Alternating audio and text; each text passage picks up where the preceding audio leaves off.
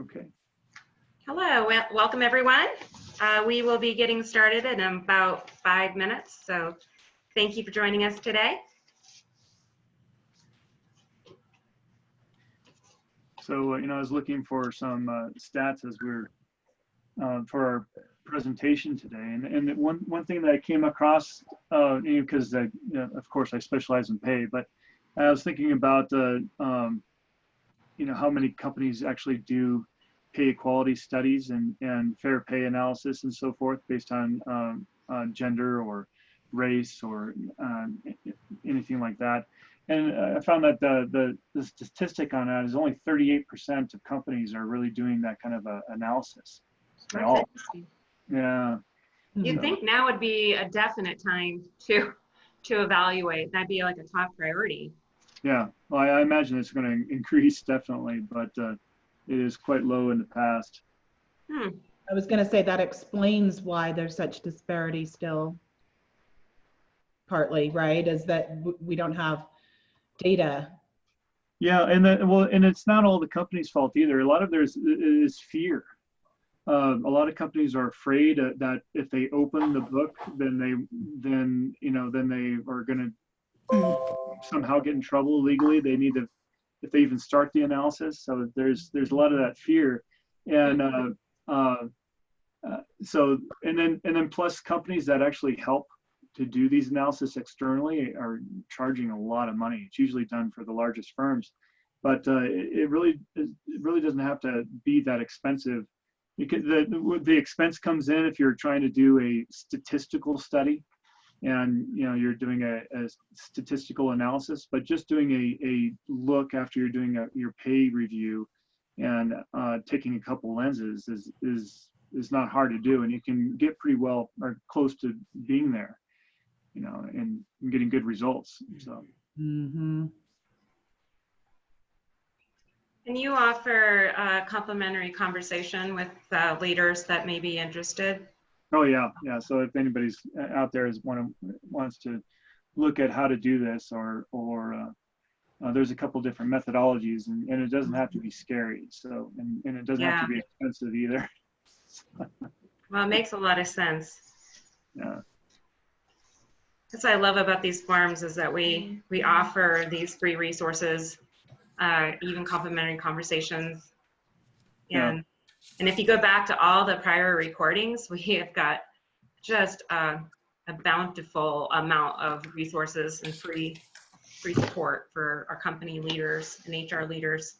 Yeah, that's a neat thing. I mean, now that we're kind of opening up as a global community more and more now, I mean, I know we had Sumit as a speaker last week, and he got a lot of people wanting to contact him and talk to him. He had a couple of people sign up, and he's an Indian, and so it's great having that global exposure. Of course, Sumit has a lot of experience with some of the large consulting firms, and so he's a great resource. And we have participants that are global too, so it's expanding. Yep, that's right. That's great to have this global community on here. Yeah. Well, and it would be fun to, at some point, or I don't know if you're going to end these or not, but to do like a virtual happy hour or reception with all your speakers and kind of visit with each other. And yeah, absolutely. And so we have it's always good to get together. I mean, and I think that how many these sessions did you say we've done so far? With 14 is what Lisa counted. So and we were looking at the alumni. There's like almost over 30, or coming up on 30 different speakers. Yeah. Well, yeah, that's great. Well, hey, let's get started. So welcome everybody. Thank you for joining us on our People Strategy Forum. Believe it or not, this is our 14th forum today.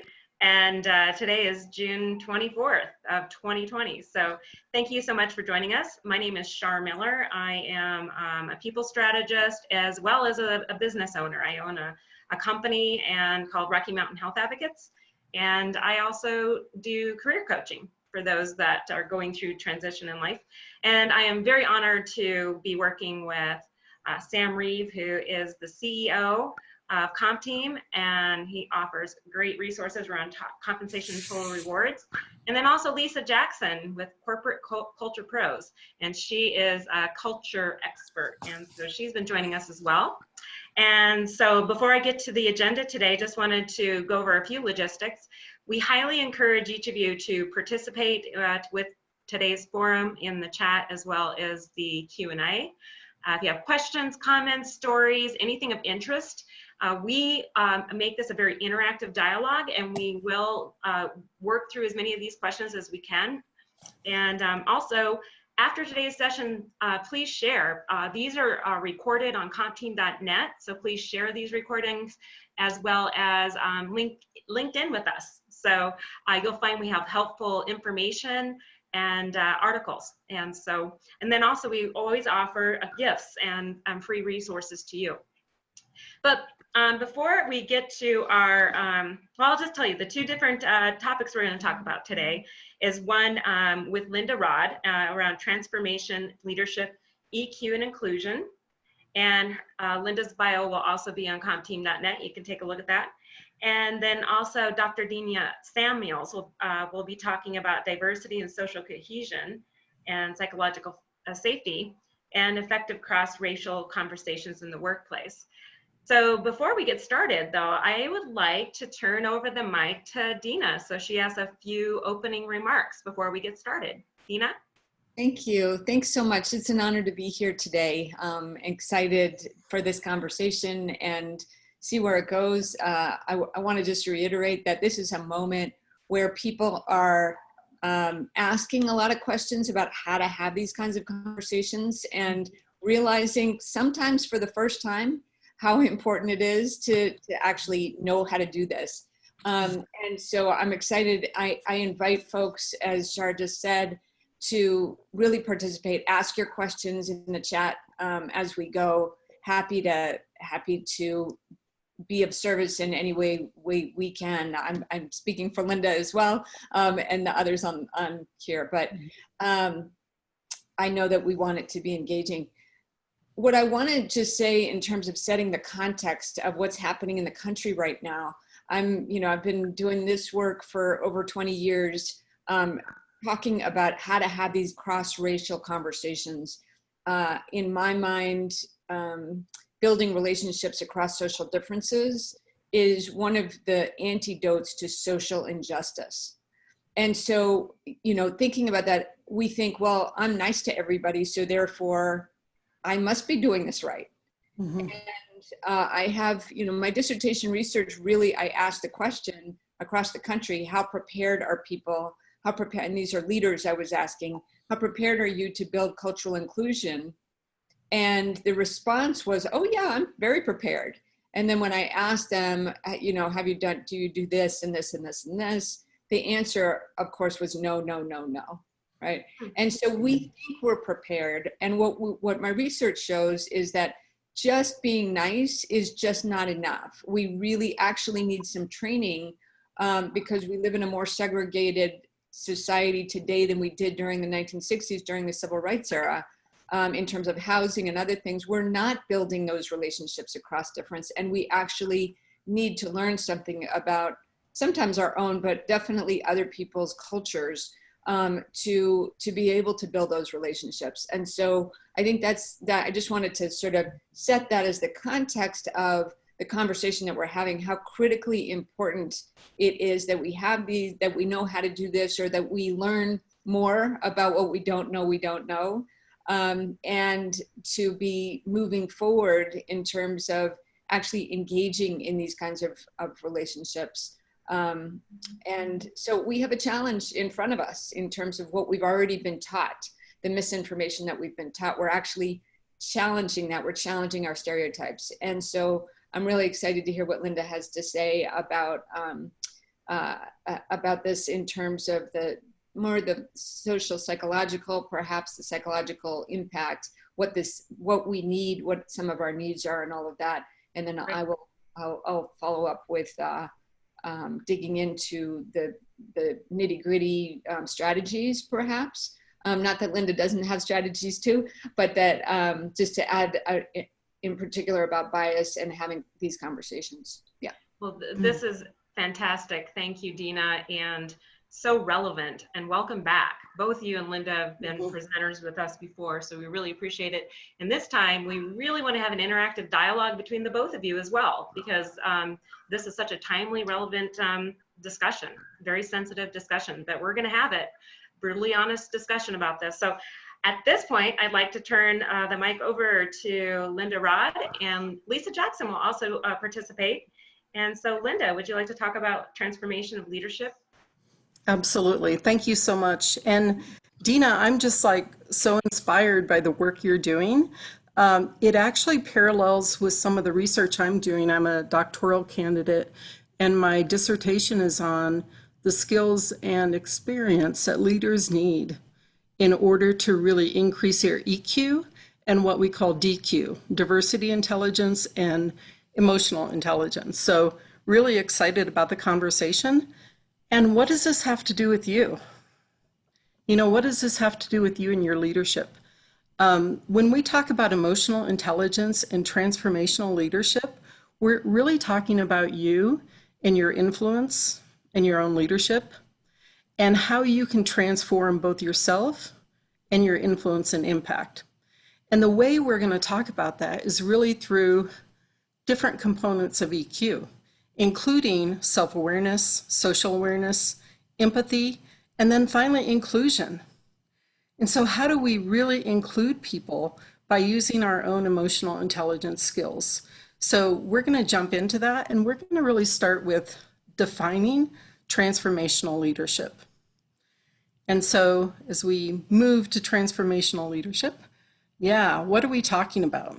There are so many different types of leadership models. And really, I'm a student of transformational leadership because it's really about an approach that involves changing systems. And it actually starts with ourselves. And so any transformational change is going to change the leader. And as we talk about bias and about racial equity and inequity, it can be so uncomfortable because we understand our intent, and yet our impact might be different. And so I want to ask you about your transformational leadership. How willing are you to change and to adapt and to really become more aware? My daughter calls it woke. She said, Mom, one of my friends think you're woke. And I'm like, okay, I'll take that. So looking at your own transformational leadership in its purest form, ideal form, it's really about creating change in the systems that we're a part of, that we're not even awoke to how we can develop others in a way that uses our EQ skills and actually includes other people in a way that honors who they are and where they're at. So let's look at 3 of those EQ skills.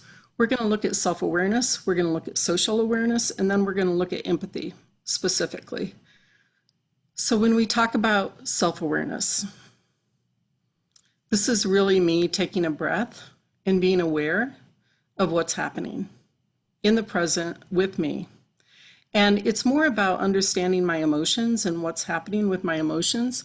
It's actually about how my emotions drive my behavior and the impact that I'm having on others. Those other people I work with in my team, maybe people that I report to, as well as my own family. So understanding my emotions and the behaviors it drives and the impact is part of self-awareness. And it takes us really kind of settling and identifying that, and identifying where those emotions and where our impact and behaviors come from. So self-awareness for a leader is critical. And I have to tell you it takes vulnerability. So when we look at self-awareness, we also look at the impact on others. Right now, a lot of our awareness is being increased, right? With everything happening, not just with COVID, but with everything we see in our society around race. And so it's hard to really understand our impact until we can understand ourselves. And yeah, so One thing I just want to add in here, Linda, and I was just thinking you were mentioning self-awareness. Now, when we're thinking about, when we're in a situation where we're getting ready to have a discussion or a crucial conversation with any one of our employees, and we may be, I don't know, hot around the collar, right, or upset, right? Mm-hmm. I mean, it really takes a lot of mental awareness to step back and say, okay, all right, how do I make sure that this goes the way it should go, and it's effective? This is not about me venting, it's about getting results out of this conversation. So I think it really does take a moment, or there needs to be some sort of trigger that says, okay, we need to stop and think, and so I can be aware of how I'm feeling right now before I have this conversation. Yeah, I love that, Sam, because if I can take a step back and actually understand my emotions and take a breath and realize that maybe this all is not just about me, but it's about the other person in the room as well, it can be so helpful. And just the other day, I was coaching a person on a team, a leader, who was so triggered by somebody who said to her that she offended a person of color. And she was really upset because it was not her intent. She didn't think she did it. And so we can feel ourselves get triggered, especially during these times. And taking a step back is so important to our own awareness as a foundation. I just wanted to add something to that too, Linda and Sam, that I think that even before, the self-awareness part, I'm just sort of wondering about leaders really, even in the transformational leadership definition, it's like a redefining of what a leader is. Mm-hmm. And that, has been in the past. I think there's still a lot of relics and habits culturally in organizations that leaders think of themselves as the person everyone's supposed to follow, or the person who has the answers, or the person who makes the decisions. Mm-hmm. And I think what we're talking about here is really a whole reframe around leadership in a sense, right, of what the role is. And then people can, because I see a lot of people resisting these vulnerability or self-awareness, or like, that's not my job. Yeah. My job is to get the results in the business. So I think that's another piece of this puzzle that we have to kind of pull apart, is that if you think of your job as a leader, as the person who is creating teams or cadres of people who can do their best work, then this self-awareness idea makes more sense. It's like, oh, this is a tool, or this is a piece I need to take on in order to do my job better. Yeah, absolutely. And emotional self-awareness is a foundation of that. And the reason why you're doing it is to help transform the people who are following or who are alongside of you. And so to help them become greater leaders. And oftentimes we sit in the driver's seat and we don't want to turn over the wheel. That's right. And so it takes power more than it is about enabling others. And that switch, I think, is a really big one that has to happen, through this process of training leaders in your company, right? Absolutely. Because everything up to this point has gotten us to a place of leadership, right? Of proving ourselves, of taking on things, of being strategic. And then we get here and we're told it's not about us anymore. And so there's a little bit of a disconnect there. Exactly. So when we talk about social awareness as a part of emotional intelligence, I'd like to introduce the idea of including diversity intelligence, which is about really identifying the needs of others and the strengths and finding out what's important, listening to stories. And so social awareness is really paying attention and being aware to the social cues, the emotions, the needs of perspectives. And we know that right now it doesn't feel safe in a lot of workplaces, not just because of COVID, but really because people are afraid to speak up. And so what are we paying attention to? And I think one way to really increase our social awareness is to ask the question and to sit silently and to take it in and to listen about what's important to another person. Really checking in, setting your intent, being aware of your own self and emotions and self-managing, understanding what the other's challenges are, and not having to judge it. Really, what's working well for them? What do they want to continue? Where do they want to shine? What are the opportunities? So this is all about creating the safe space where people can be themselves and can grow. And so it's also referred to oftentimes as psychological safety. And you know, Google did a research project. They had first sought to identify what makes managers at Google great, and then they went into what makes teams effective. And they spent a lot of time creating algorithms and research around 2010. And what they found was that actually there are some conditions that help a team. And if you can increase your self-awareness to including these 5 things that they found, you're going to be more inclusive with your team. And it's about really including people, first of all, inviting them into that circle and then including them. And specifically what they found was that psychological safety to be a part of that team, to really fully be present and to contribute in their own way is critical. And so are clear goals, dependability, really being able to show up and be your real self. And so when we talk about psychological safety, when we have it in a team, we build trust. We build trust, we recognize what each other needs, and we adapt and we adjust. And oftentimes it's called code switching or style flexing, where we're adjusting to meet the needs of others. And this is where inclusion gets good, because you've got everybody's hearts and brains at the table, their bodies, their spirit, and you can accomplish incredible things during this time. So social awareness and creating psychological safety is like, it's a sweet spot that we want to get to. And so one other way to do this is really through empathy. And really quick, Linda, when we talk about psychological safety, I mean, what exactly are those? How do we know when we've achieved that? I mean, what does that look like in a team environment? Yeah, you know what? It looks like different things, and it's not always organized and clear. But here's what it is: it's this not unspoken, often spoken norms about how we're going to work together, about everybody having a voice. So you create norms together that increase trust. You're clear about the goals. You're clear about promoting the people on your team or who you work with.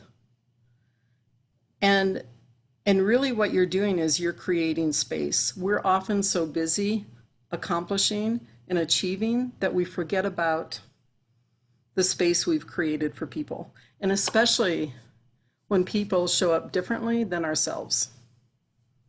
Interesting. Thank you. So it's uncomfortable. Well, and especially I was thinking about this, Sam, as you were asking, you know, what does it look like in the work I do? Oftentimes I see it show up or not show up most markedly when there's conflict. So I think this is all really good to talk about when we're in a webinar. You know, yeah. But when there is someone who's feeling out and maybe just triggered by their personal history too. Sometimes it's not anything I've done personally, or maybe it is, you know, but whatever it is, that there's a conflict between 2 or more people, and psychological safety to me shows up most poignantly in those moments as to what the leader does when there is that really tense or intense environment. Yeah. What I've seen on teams, and especially in team coaching, is how the teams interact. And so when we look at empathy, really acknowledging people and where they're at, both their emotions as well as what they're going through. And we demonstrate and acknowledge where they're at. We don't try to fix it. We don't try to be the hero or savior. We acknowledge it's really tough or really hard. Whereas other teams who do not have that safety, they deny, they check out, they don't engage, they don't speak up. They do exactly what they need to, and that's it. But when you start to have empathy on a team, this is what it looks like. It looks like people highlighting each other and making space for each other and acknowledging each other and helping support each other. So when you have a team do that, the whole team is lifting up the skills, the experiences that are present. And so sometimes it's hard to put your finger on, but it's actually easy when you see it, Yeah. when you see it in action. So some of the learnings around both increasing our EQ and really listening to each other, demonstrating empathy, acknowledging the social needs of others and who they are, require that we have an open mindset. Require that I know that I don't know everything. I don't know your experience. I want to hear it. I want to learn. I also need to be aware of my own emotions and that of others. Emotions are huge pieces of data that help us. And when you see emotion in others, really understanding that perspective or that experience or story and accepting it. There's a concept around acceptance versus agreement. And really one of the biggest self-limiting beliefs we have about ourselves and others is around judging others.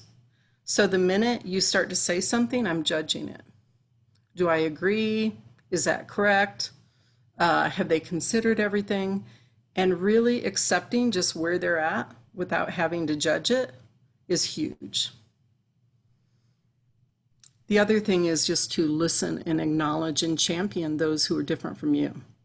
And so doing this means being authentic, means setting my mindset around I want this other person to succeed and they have something valuable to share, and really being present. And so I'm excited about actually talking about some of the conversations that we can have that are so overdue, especially when we practice some of the EQ skills and empathy in our conversations. Yeah. So I'm trying to look at a few of those notes. Dena, I'd love to hear from you about what you're thinking as far as how this plays out in conversations, especially with our biases. So I love what you said because it jives so beautifully with part of what I'm going to be talking about, but also my own research in terms of EQ. And also when you talk about that self-awareness, that's very similar, if not exactly the same to as what I talk about in terms of mindfulness, which is that idea of slowing down and paying attention to not only what's going on around you, but also what's happening within you.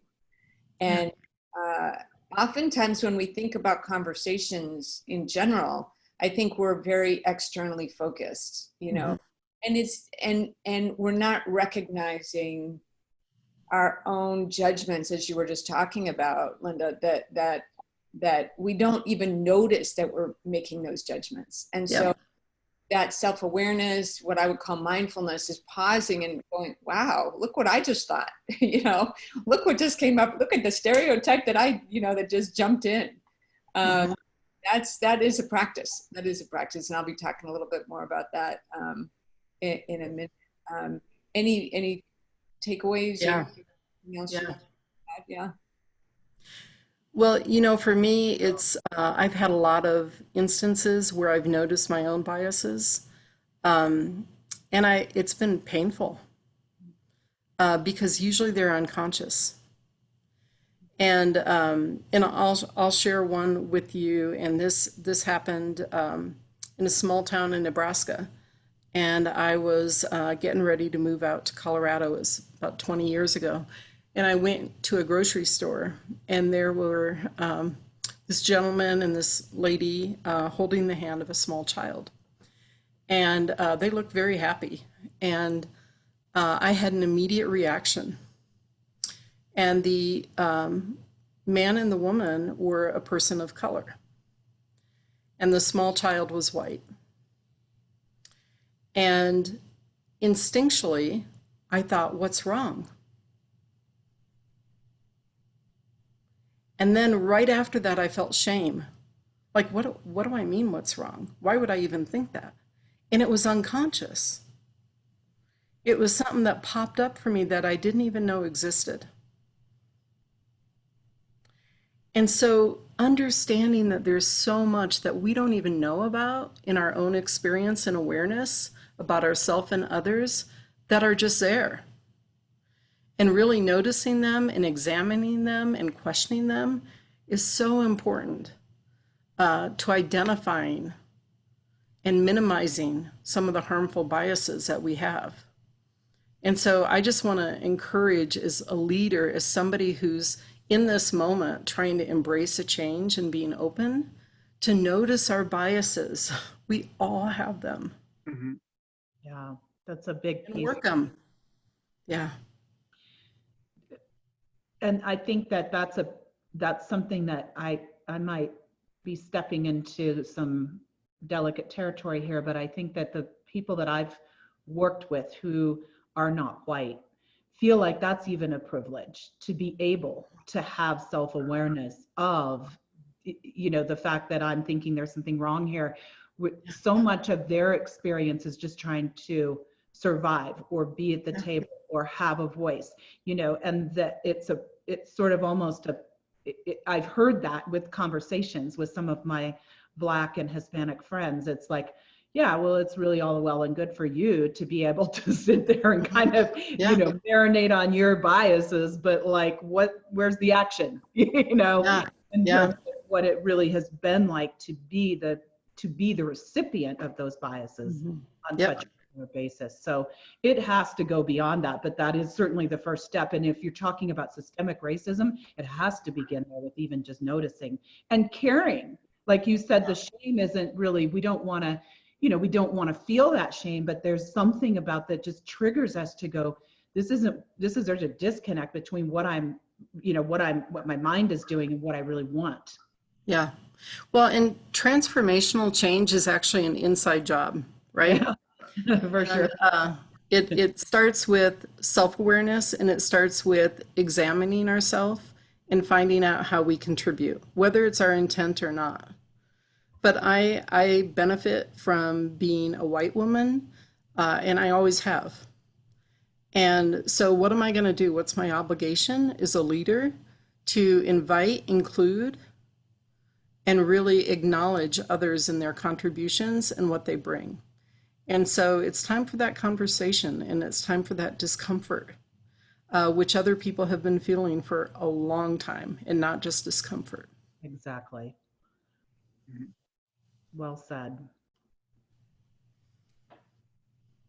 And I just want to thank you, Linda, for sharing that story, because it's hard, especially when shame is involved, right, to be that vulnerable and to say, wow, you know, not only to recognize for yourself, wow, this is what I was thinking, this is what popped into my head, but then to share it with others, it can be challenging, right? As Brene Brown says, you know, that it's the best way to get over that feeling of shame, or not get over it because we need to feel whatever we're going to feel, but to move through it is to share it with somebody who has earned the right to hear it.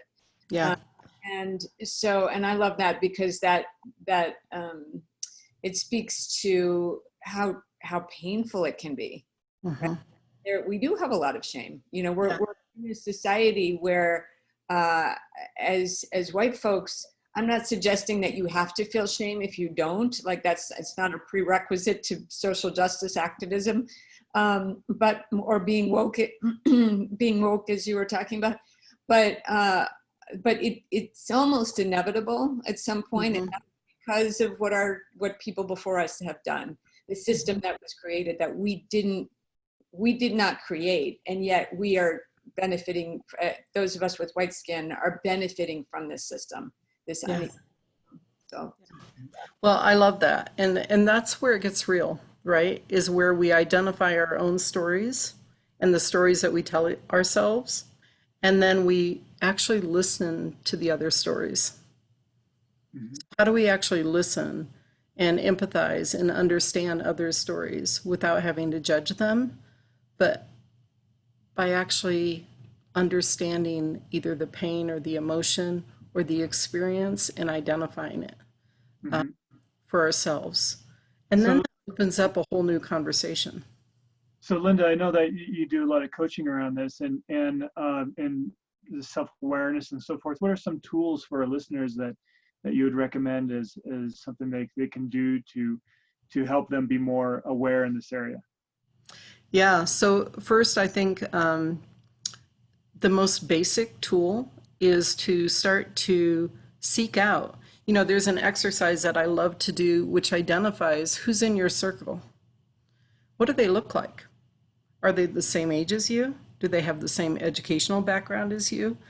Are they at the same socioeconomic level? Do they have the same skin color or same gender? So who's in your circle?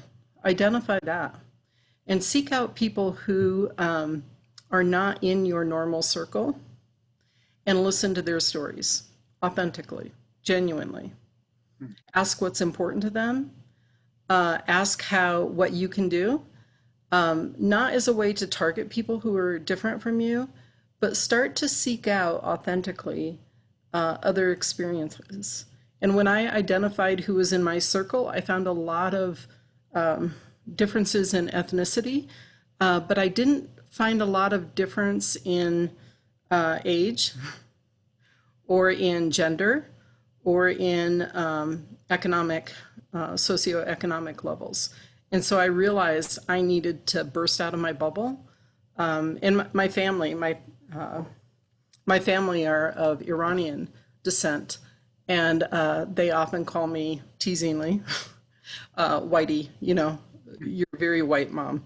And so I am really working on learning more so that I don't think everything I think is correct. I'm learning from others, and it's been a great experience. Thank you very much, Linda. Excellent insight. I really appreciate your talking about a sensitive topic like this, and having the courage to look at the research and share what you're learning with leaders. So as you can see here, we have a virtual complimentary coaching session. So thank you, Linda. Yeah, thank you. Thank you. So at this point, we'd like to engage in a further conversation with Dr. Dena Samuels to talk about that's a very important topic. And so, hi, Dena, again. Hi. Thank you. Thanks very much. Can everybody, you can see the slides okay? Yeah. Okay, great. Yeah, so I'm gonna, I'm really wanting to think about starting where Linda kind of left off with, you know, using empathy, thinking about what it is we need to be considering as we move forward in these cross-racial conversations. So the first idea that actually Linda talked about as well, and I want to reiterate, is this need for inclusion and belonging that we have, right? It's one of Maslow's top, you know, needs, human needs. That need for belonging is critically important. And so we are, you know, we are evolutionarily we skew towards rejection, towards exclusion. We come to new situations with some sense of fear. And again, that's evolutionary. right? That we come into a space and we don't know, are we going to be eaten by a lion or whatever, what have you. And so that's actually part of our human condition. And so what ends up happening is we are looking for that sense of belonging from the get-go. And in this context of not only COVID, but the racial challenges that we are having currently and that have go back for centuries. This is not a new situation that we're in. We're really looking at this sense of fear, loneliness, isolation, certainly due to COVID, but also this feeling of mistrust. And so, for anybody, for our listeners, participants today, if you have noticed sort of this underlying level of anxiety right now in this moment, more so than the way you were maybe 3 or 4 months ago, it's perfectly normal.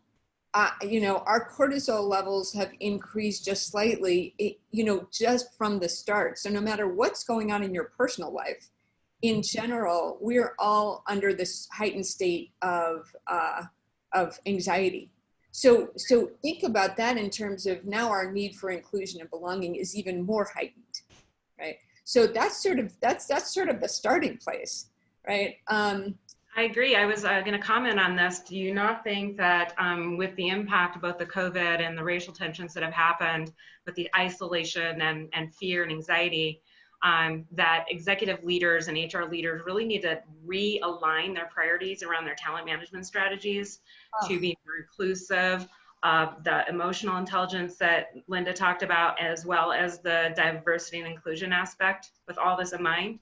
Absolutely. I love the way you put that. And the idea, what Linda was talking about, of the idea that we have a strong need to show up fully.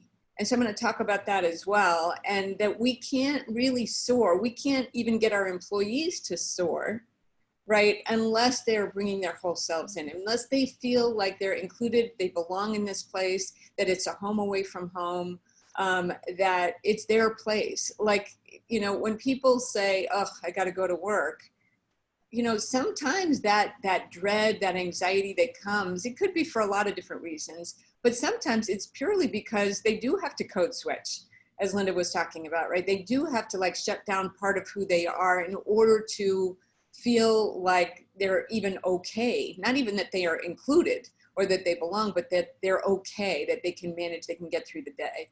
That's not the best workforce, right? That's not bringing the best of your employees or your staff, right?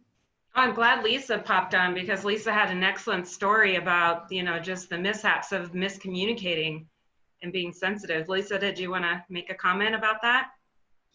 Well, I wasn't sure which story you're referring to. There are so many.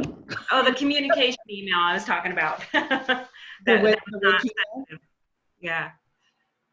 Yeah, I was just really responding with a lot of heartfeltness, Dena, to the comment about just feeling okay and safe coming to work. And I think that is something, when I look back at, being a generation boomer, right, at my early experiences in the workplace, and how it was just sort of encoded in us that your feelings really were not relevant.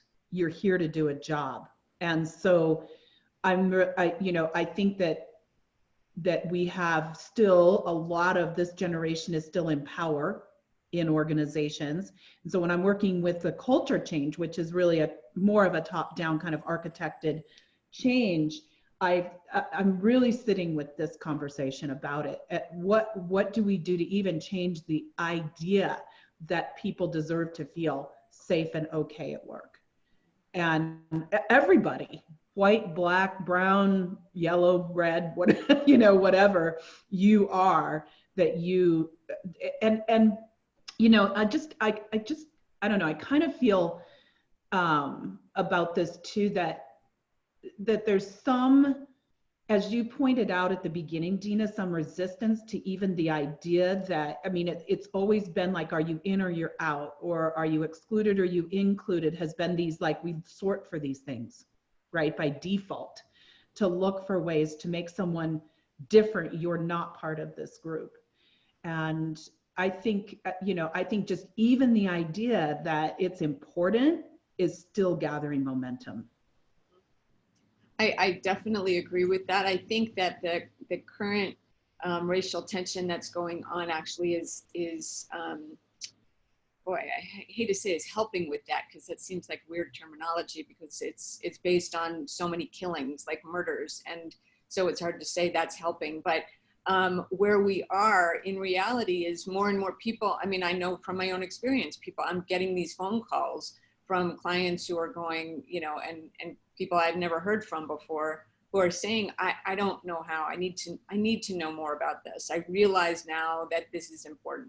So that's promising to some degree. It pains me to know, and I mean, it breaks my heart, to be honest, to think about the fact that what it's taken for people to wake up in that way.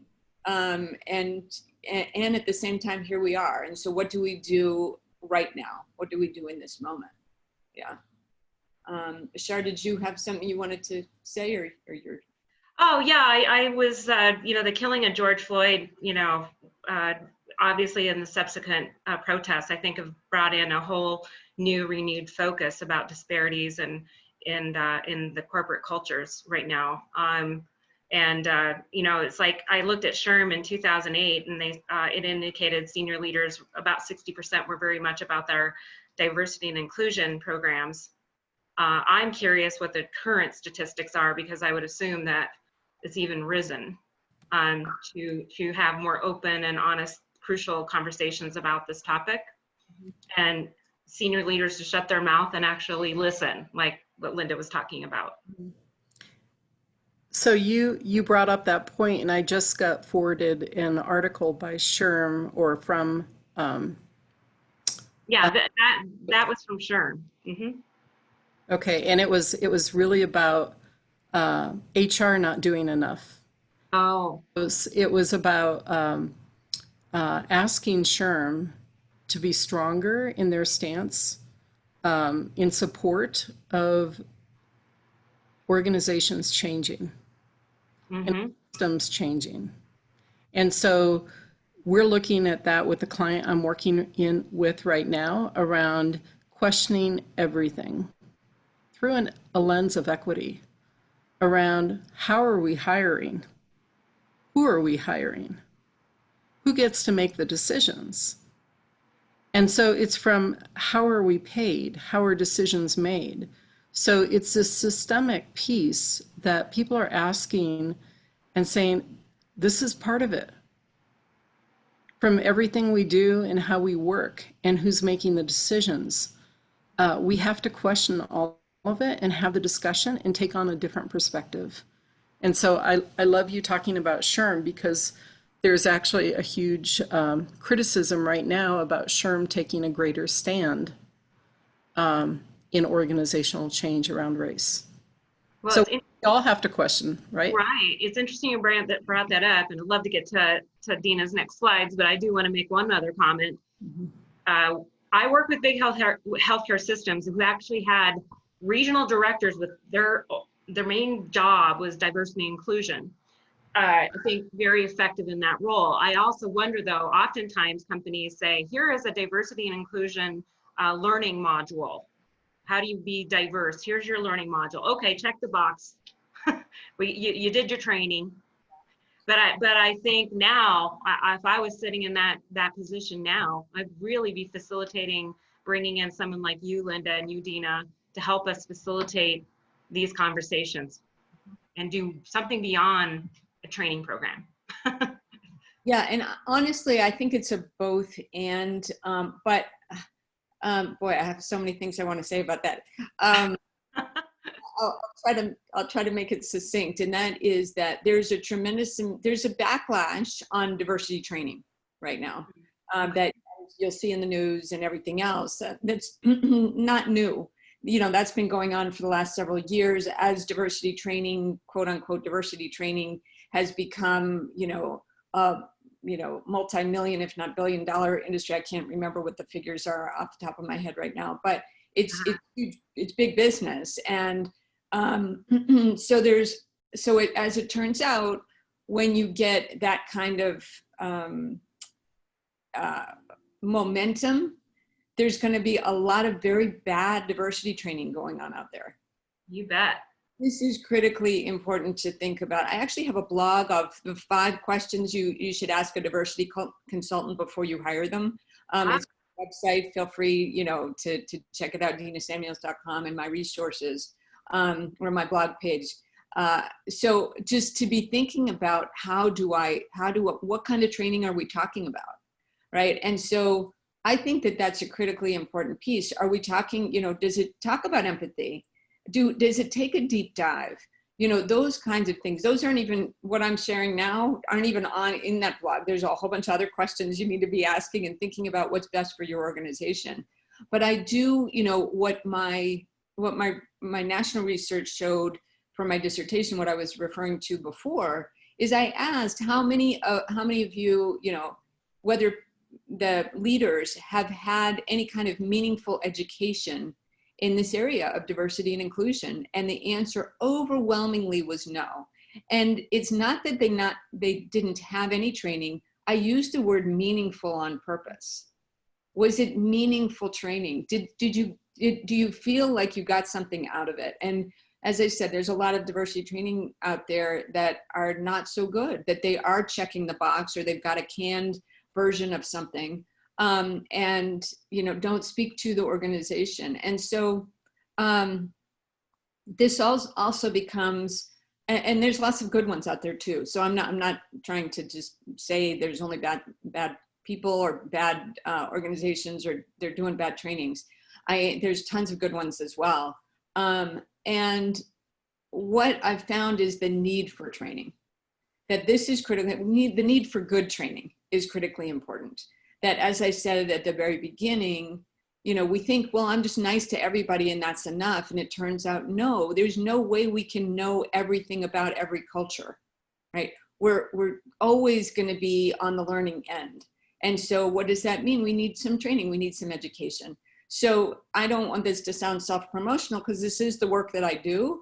But by this, whether it's me or someone else, there's plenty of good diversity and inclusion, equity trainers out there. So I'm not suggesting it has to be me, but I am saying it's necessary. It should be part of a diversity. Every organization should have a diversity and equity and inclusion strategic plan, to not only look at our personal behavior and practices, but also the policies and what I call what's often called in my industry trigger biases. Where we don't even realize that our policies or our practices are invoking bias to happen. So absolutely. I mean, I think this topic should be all aspects of talent management strategy. And I have done workforce planning sessions where we've looked at, the percentages of gender, percentages of, the LGBT community, the whole thing. I mean, we've done the percentage analysis where we looked at the number of new hires we're bringing in, but that's not enough. It's not opening up true heart-to-heart, meaningful conversation. It's like, I think they're just little programs, but my see is that it needs to be integrated in everything. So I definitely agree with that. I also do think having those conversations is important, and we'll talk about that in just a moment, but it needs to start with our own personal work. Sure. And so, that's why I'm not cutting out those trainings and saying, if you're doing an online, pre-recorded kind of training, which I actually do offer, it can't just be a voice on a screen and, you click the button play, you press play and go into the next room and say, oh yeah, I checked that box, whatever. I created so I've been doing, I'm sure Linda's doing this now too, in her sessions or in her coaching and her programming. Of course, everything's online now. And so these virtual online classroom, they're live action, live classroom settings where it's sort of like this, but it's engaging, sort of like our conversation now, but with organizations and groups of people and corporations, et cetera, where, you know, I come in and I'll teach some stuff and then I'll have it interactive. In addition to that, I'm offering, and I'm sure others are as well, this idea of a self-paced course. But as I was saying, it's not just press and leave. It's now, you know, you watch it in modules, and each module you actually have to interact. You actually have to respond. How am I going to use this information in what I'm doing right now? That is self-work. That is critically important. That self-reflection on how are my identities showing up here in ways that I didn't even know that I needed to think about them, right? So all of that, I think that it's a both and. It's a yes, we need trainings, we need conversations, all of that in order. And I think that should be part of a strategic plan, especially in this day and age when most of our, you know, most if not all of our trainings are now going to be, and for a while, online. Yes, excellent points.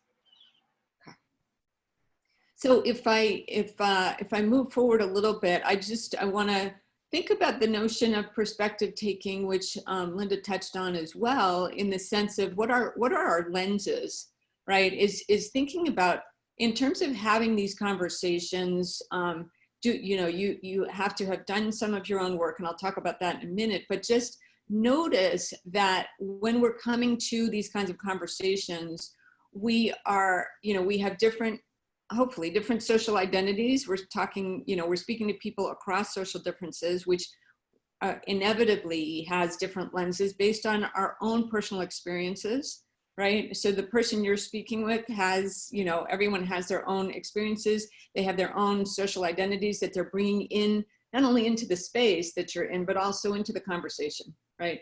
There's also, you know, we need to be clear about the fact that there is, you know, inherently in our society, there is a legacy of systemic discrimination, which has included some at the expense of others, right? Some folks are by the way our system has been set up, certainly in this country, if not around the world, that some folks will benefit from our social identities and some folks will be excluded, right? And so knowing that going into it, we can't say that we're on a level playing field because we're not. Right? Even when you think about, you know, who gets to run towards the police for protection and who is now running away from police because they're, you know, for fear of their life. Right. Just that alone kind of makes it very clear that we are not on a level playing field. Right? Yeah, I have to admit that even myself, I've been surprised at the amount of anger in our nation. It's just been overwhelming. It's like, wow, I thought we were improving as a nation, and we have now provided, you know, this lens, you know, to our companies and our executives and our HR leaders leading this charge, but not enough. Obviously, not enough. I mean, the anger and all the protests is just mind-boggling. And so, you know, I think as also a company leader that's also reopening right now, the conversations with my reopening meetings are very, very different. It's not your traditional discussion anymore. Yeah. And I have had to really think about the way I show up as a white woman leading my team and realizing, wow, I'm not sure we need more diversity here. And acknowledging it and openly saying, let's be more diverse. So it takes a lot of courage. It does take courage. I love what you just said. It takes not only courage, but learning, admitting that we don't know everything, that we don't know what we don't know, you know, and that there is stuff to learn, right? And so, you know, again, doing our own self-work, but also learning about other cultures and what we don't know. I can't, you know, if I didn't have the, you know, the background that I have, or the education, whatever, that I haven't devoted my career to this, and I was a white woman in this culture that you know, felt like I could stand up for myself and do, you know, whatever. I could start my own business or however, or what have you. I think that I would think, well, I know how to do this. Like I can just bring people on board and it'll be okay. And it turns out that there's a difference between recruitment and retention, right? We know this. So if we're only focusing on our numbers, it's not going to last. I'm the first to tell you there's tons of research out there that will show just recruiting folks of, with that are called diversity hires, which I have a real problem with that, that phraseology anyway. But people, if you're going to bring more folks of color into your organization, let's say, or people with other minoritized or marginalized social identities, LGBTQ, or maybe people with disabilities, or just bringing folks on is not the answer, right? We actually, in my mind, need to be shifting culture before we think about recruitment. We need to be thinking about retention. How do we keep folks, excited and feeling engaged and feeling like they're included and belong? What do we need to learn? What do we need to do in order to make that happen? So it is a process. It's not just I'll check this box, or I will, do this hire and be good with it. Right? Thank you so much for bringing up that point, Dena, that the cultural shift needs to take place, and then the people systems need to align to that. That's really, really important piece.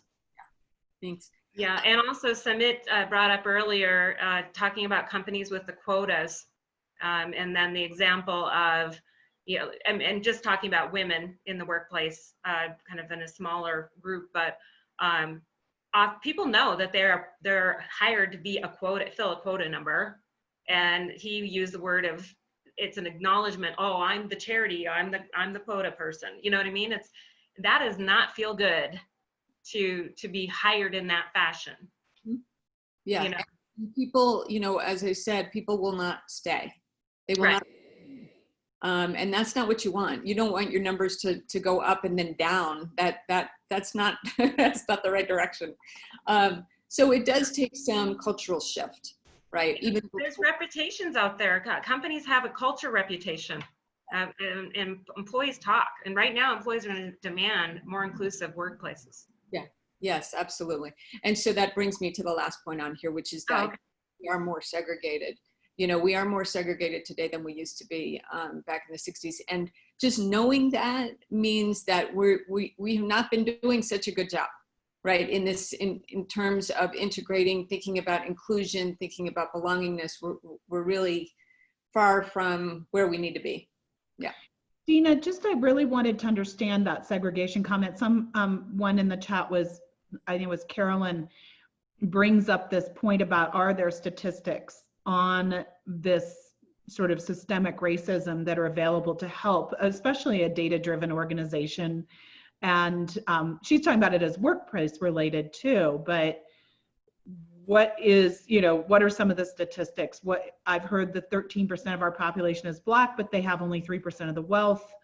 So what are some of the other historical statistics or examples that prove systemic racism has been baked in? And I was stunned at that you said that it's worse than in the 60s. And yeah, it feels that way, especially with what's happening on the polarity and the violence end of it. So she's asking about statistics in particular, if you have anything you can point to on that. Sure. And so I'm an academic at heart. So of course, when I do my trainings, I often bring in those statistics. I've got a lot of workplace related statistics and if folks are interested, I can certainly share, some slides or what have you. I have some resources on my website as well, under my resources page, that might be helpful. The segregation point is literally based. You can look at many sectors, but if you just looking at the housing sector, seeing what those numbers are, you'll see the segregation happening. That we've got redlining and all of these other things that are happening. I'll also say that the Department of Labor statistics, Department of Labor, those statistics actually are that's a great resource as well, that shows just how far we are from integration in our workforce. You can see the gaps in wage earnings, all of that. That's one place to go. Linda, did you have something else? Yeah, I was just going to say that the Business Insider, you can find that online. They have like 25 different graphs of just very basic visuals that you can see how racism shows up in corporate America. Not to mention, like you said, housing, education systems, prison systems, justice systems, in every aspect of our social system. You can find that data if you need that. You can also look around your own company and look and see who's represented on your board or in your leadership team or wherever that is, and find out who's missing from the conversation. So. I love that, Linda. I love that. I love what you just said, looking around your own organization. And I would recommend too is looking in your community, whether your community is local, regional, national, international, what the statistics are and how far you are away from, how many folks of color, how many white folks are in your community. And, if you're comparing, you'll see how far off you are in terms of, and those are pure numbers. Again, that's not about cultural shift. That's really just looking at the numbers, the statistics of it. As I keep saying, it's a both and. We need to look at cultural shift and we need to look at the numbers, both of those. Great, and I just want to mention it, pay attention to the chat. If you are involving here, there are some great resources. Lisa just posted that link to make it easier for you that Linda shared. Also, Sam brought up that Tom Schweizer on the forum with us today is the author of Understanding What It Means to Be White and Privileged Journal, and the link to his website is also on here. So some great statistics and information and support. So I highly recommend Tom's journal. It is wonderful. It's some really deep, thoughtful questions that he asks in his book. And you are given space on each page to actually respond. And, it's not surface. It actually goes a little bit deeper. What does this mean to you? And how do you unpack it? For white folks in particular, I highly recommend it. Excellent. I'm glad everybody knows each other here. That's great. Yeah, we're all in this, we're all doing this work. So moving on, because I want to make sure I do get to some specific strategies of having these conversations and all of that. Number one, first and foremost, please do your own preparation, right? As I keep saying, learning how to build relationships across social differences will really be an antidote to social injustice that we see everywhere, right? And as Linda mentioned too, they're in every system, in every company, you're gonna find, nobody's perfect in this yet. We're not there yet. We all have work to do. So figuring out what work, you are gonna focus on first, I think is really important. And starting with ourselves, as I said, first and foremost, how do we do that? This is how. We gotta know our biases, right? So very quickly, I'm gonna give like a 2-minute overview of what this looks like. Most people understand or at least have an inkling about what biases are. Very quickly, for those who are a little more fuzzy on what unconscious bias, how that shows up. Basically what happens in our brains, and this is from the Neuroleadership Institute. I've done a lot of, they're a wonderful resource as well in terms of understanding. They're neuroscientists. I'm not a neuroscientist, I'm a sociologist, I'm a social scientist, but I've done a tremendous amount of research on what happens to our brains. What the Neuroleadership Institute suggests is if you have a brain, you're biased. So this is not about blaming or shaming anybody. This is, we are all biased. The question is what we're biased about and what's important here in this conversation, right? So whether, no matter what, your favorite color is, that's a bias in favor of one color and against other colors, right? I don't care about that, right? You can do whatever you want. When it comes to making decisions, critical decisions like in hiring, for example, where it's affecting other people's lives, we actually need to know more. We need to know what those biases are. We think about all of our biases in this realm are typically based in stereotypes. So we, at a very young age, the way I like to describe it is at a very young age, we get a stimulus, somebody who doesn't look like me or us, right, shows up. And what we did at age 5, 6, 7 is look around, maybe even earlier. We look around to see how is the in group reacting to this person from the out group, right? Because that's really, you know, that's how it's framed at that point. And if they're included, they're made to feel welcome, that's a very different experience than most of us have had, which is that's an outsider. And we start forming these conclusions, the stereotype, you know, based on stereotypes, we jump to a conclusion. We see a person who looks like this, we jump to the conclusion because that's what's happened around us. And so over the course of our lives, this rut, it's really a neural pathway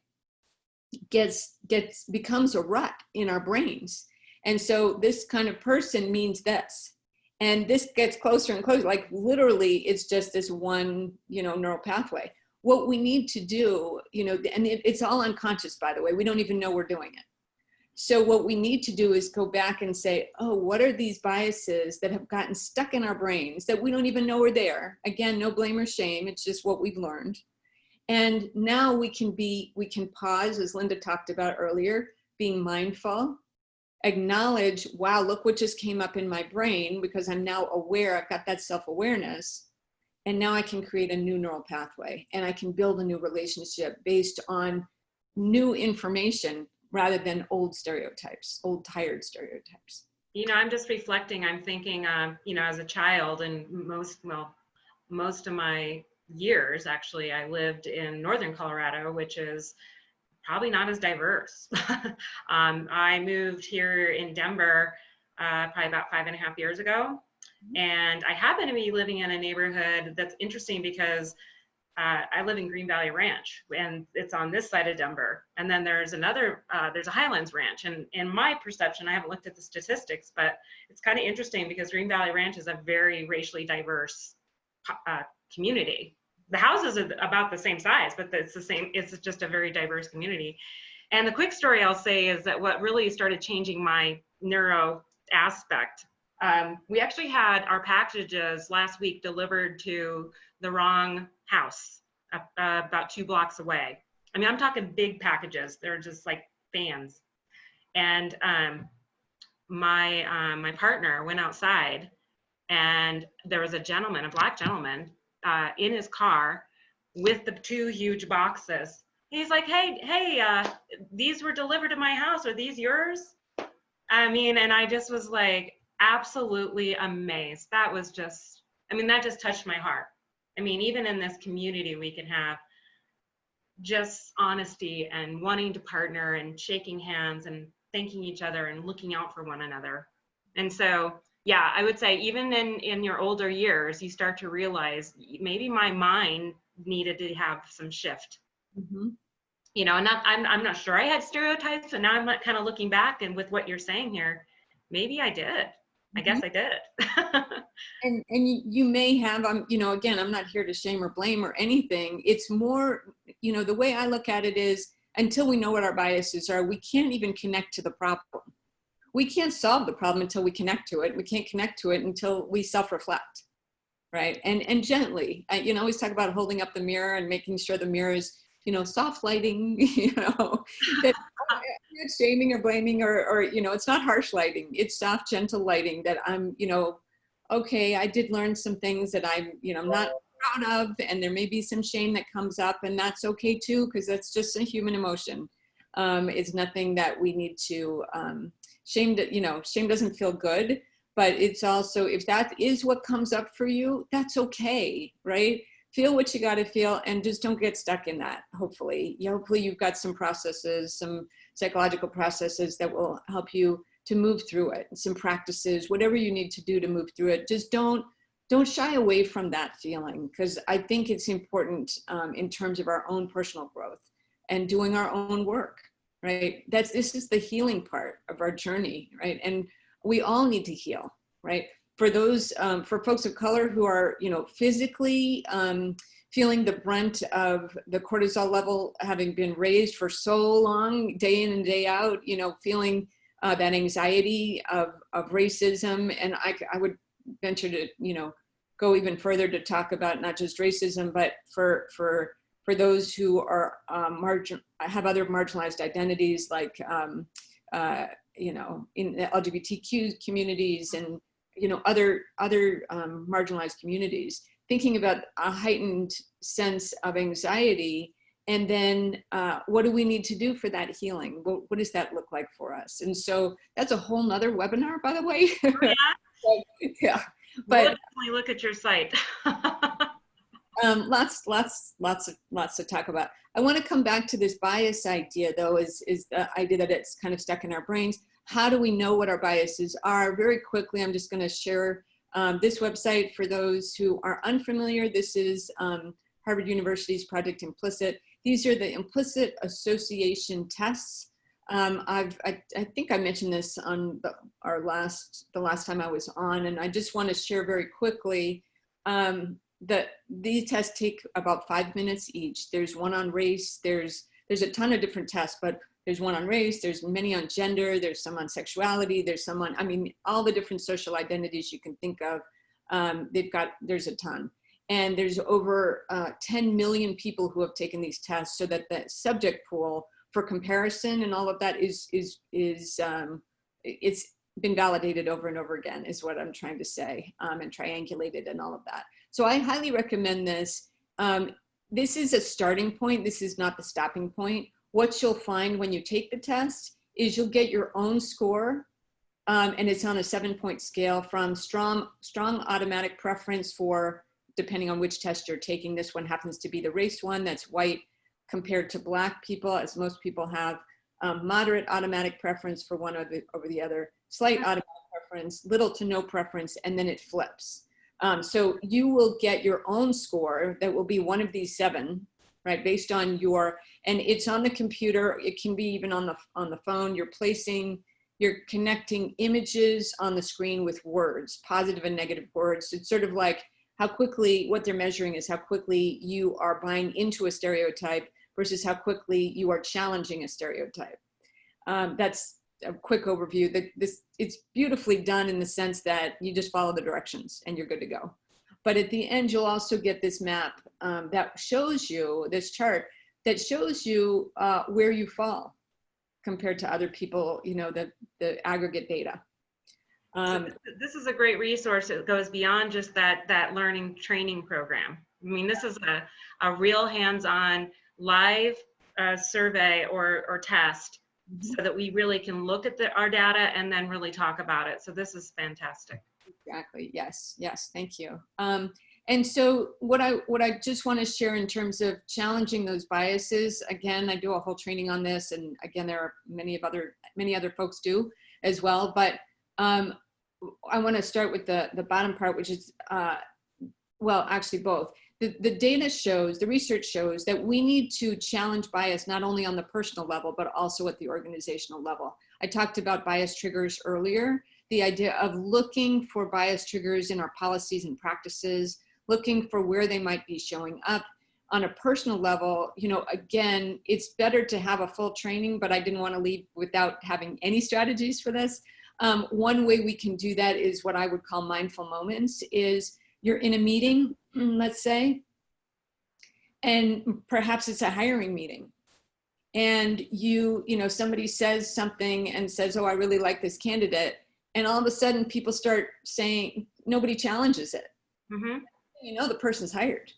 That happens all the time, right? And so the mindful moment is a moment to pause, and hopefully if there've been some implicit bias training, you can actually, you know, have a conversation around, well, we might be in groupthink. We might have, you know, had the bias called halo effect or counter halo effect might have come into play, you know, and people having this kind of language to be able to speak about, let's pause for a moment and see where our bias is coming up in this moment.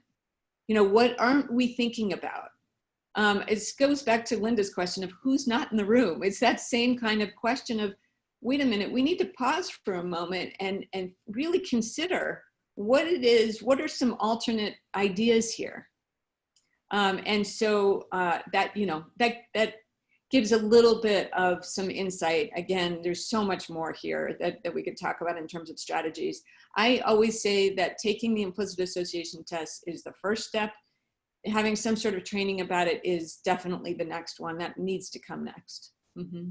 With these, love this mindful moments. We could do this in all of our staff meetings. I mean, it doesn't take much, these extra steps, and then being more aware. And you're absolutely right. Sometimes we just, I like that person, they're a lot like us, just making that split decision because we feel comfortable with that.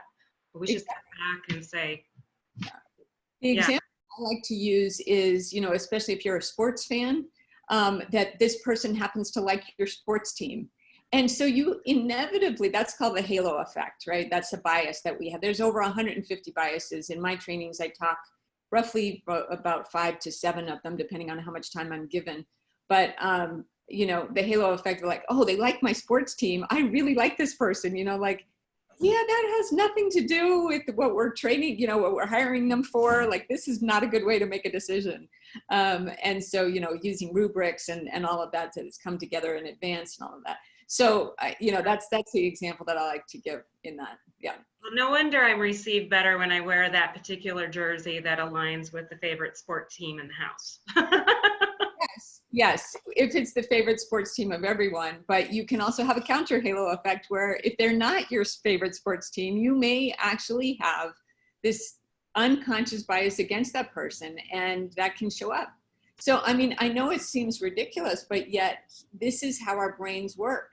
This is how we talk about in-group and out-group. That's how our brains think. And so what do we do to expand our in-group? That's really what we're talking about here, to become more inclusive. Yeah. Yeah, I wore the wrong jersey in a establishment once, and I got that feeling. I got the side eye, the scuffle, the grunts, and I'm like, oh my gosh, this is what it feels like. Yeah, it's actually it's horrible. really horrible. I mean, that's a lot of what I talk about as well. Is what does it feel like to feel excluded? Mm-hmm. And we've all felt excluded at some point or another, and it just doesn't feel good. Like it touches our heart in a way that it can be really damaging, have long-term effects, especially if let's say you're starting out a new company and you get that feeling from people, you're not bringing your best self. Let's put it that way. You're not bringing your best self. So I want to finish up my part here just with some ways of thinking about having these effective conversations. And there's so much more, but I want to share a few points here.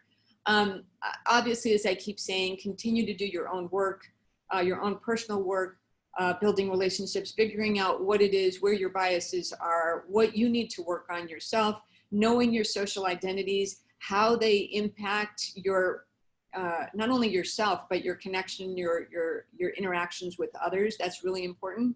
Learning how to mitigate biases, obviously with some sort of training. And that we need to understand that we are all going through a struggle, that we are all needing some healing. And if we start from that place, we're probably going to be, as Linda was talking about earlier, a little bit more empathetic, not only to ourselves, holding ourselves with some compassion, but also with others, right? If we know that as a starting place.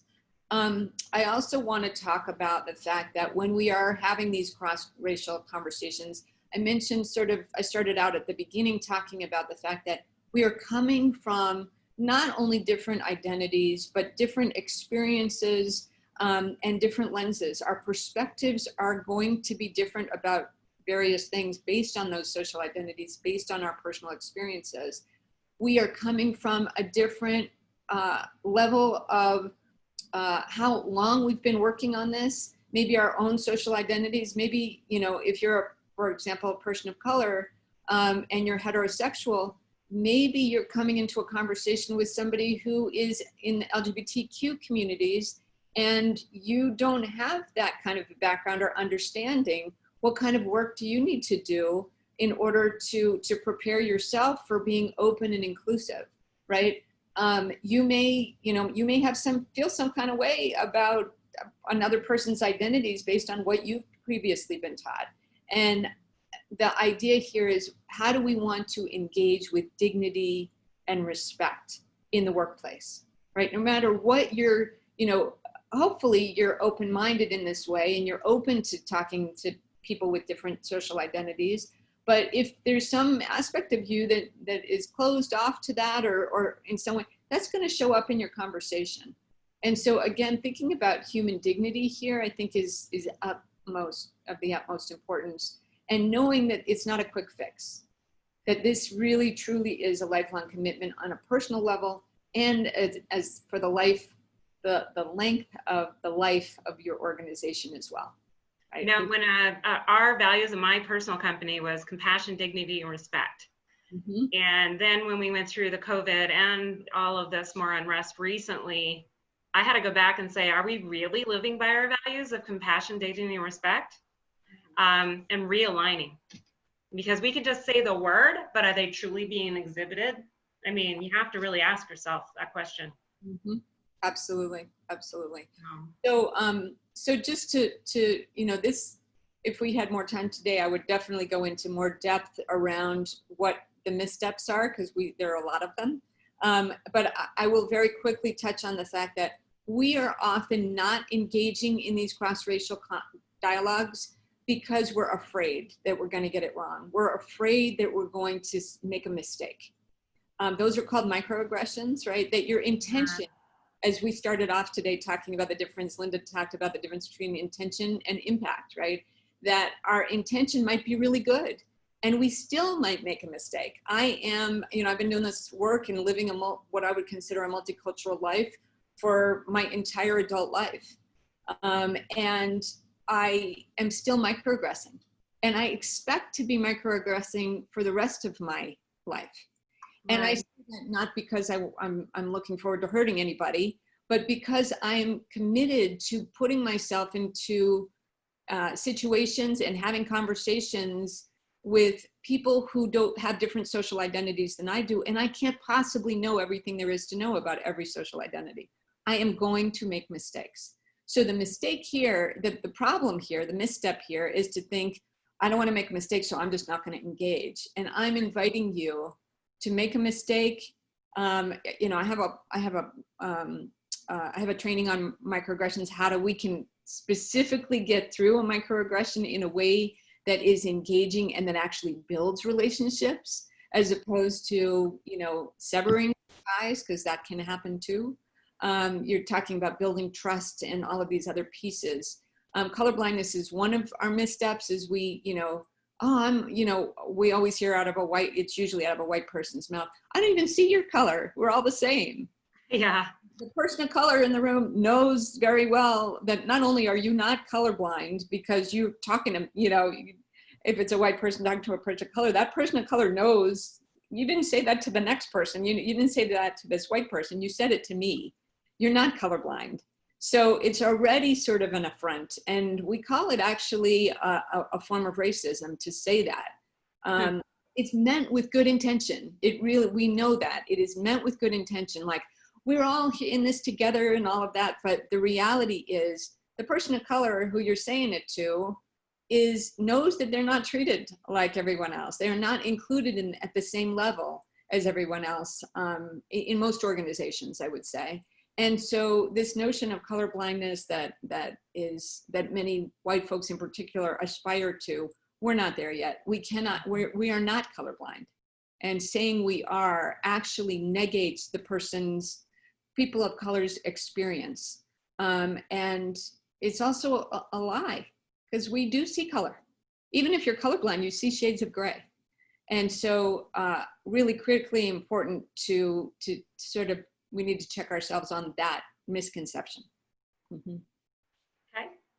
So finally, thinking about what kind of action we can take, mindful listening, critically important, right? To listen to the experiences, especially of folks with marginalized identities, right? Listen and expect that they're telling the truth. I know that seems so obvious, but so often, because of what Linda was talking about, that we immediately go to judgment. If it doesn't fall in line with what we believe to be true already, we actually dismiss it. We think that can't be true. And what I'm inviting us to do in these cross-racial dialogues is to first do your own work, but also to listen to the experiences of folks who are finally able, are being invited to share their experiences. And, you know, they're not speaking for everybody. They're not speaking for their whole race, right? And we don't want to ask them ever to do that. But if given an opportunity and they feel comfortable sharing about their own experiences, please listen. Please believe what they're saying is true.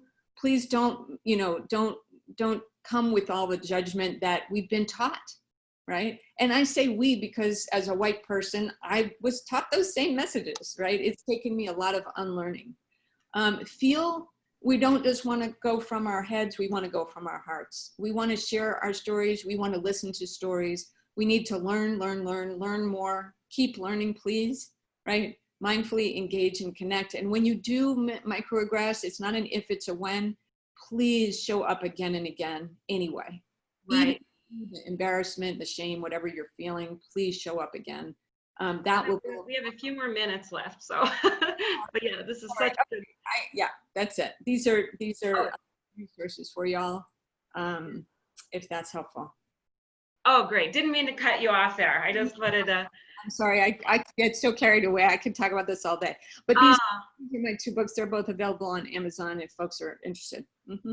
Love that. Love those books. And absolutely, both you and Linda had such an engaging discussion with us today, and we so greatly appreciate it.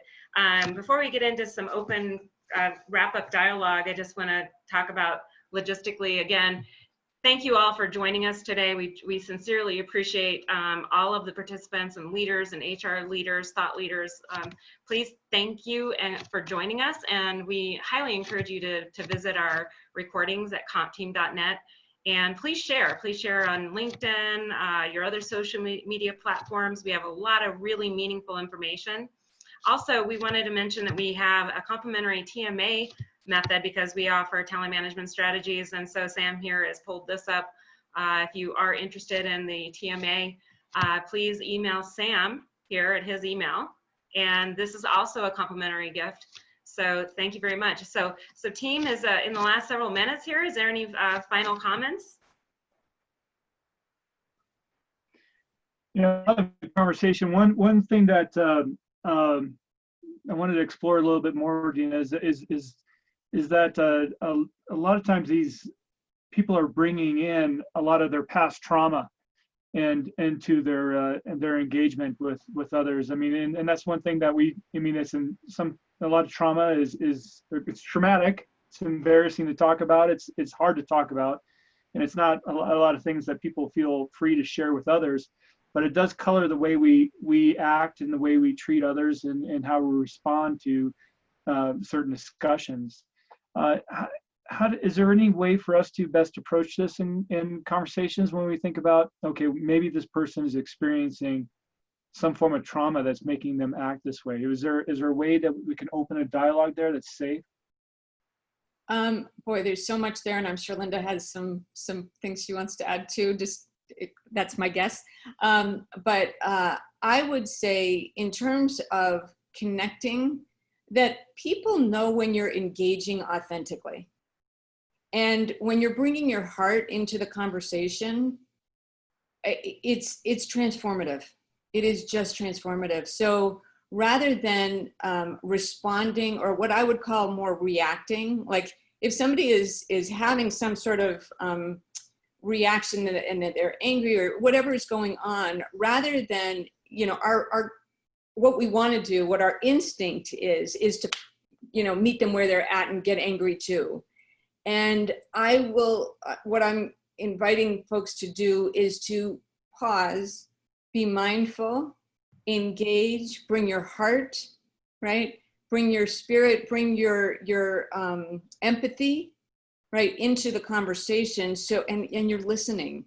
Again, it comes back to that mindful listening of hearing, even when it's hard to hear, because we all have those situations when we're triggered and we have a difficult time listening because it's more than we can personally handle. And but engaging, just listening the best you can in that moment, and engaging from a heartfelt place, and really be, you know, coming with gratitude of thank you for sharing with me those strong feelings, and not superficially, oh, thanks for sharing that, but really like, wow, I hear what you're saying. I didn't know that before, or, you know, that sounds like it must have been so challenging, or whatever words you use. Linda, I'd love to hear what you have to say to that. Oh, you're on mute. Oh, and by the way, we do have a poll down below. If anybody, you'll be able to sign up for free consultations with any one of us. So that's down below. Linda? So I love what Dena, what you said.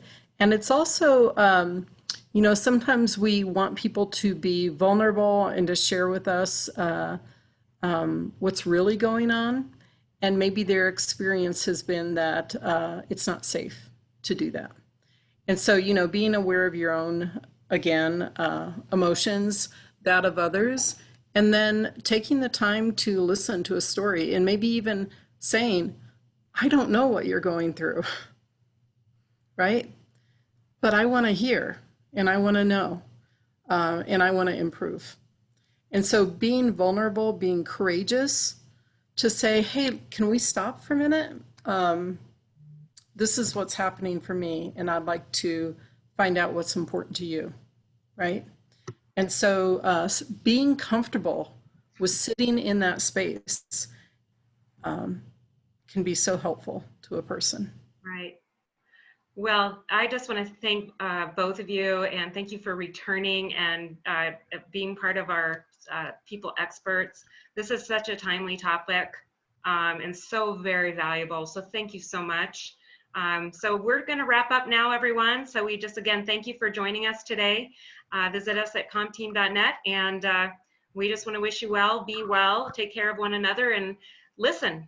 That's what I think we heard today. Listen with empathy. So thank you all, and we'll just have a great rest of your week. Thank you. Thank you. Thank you.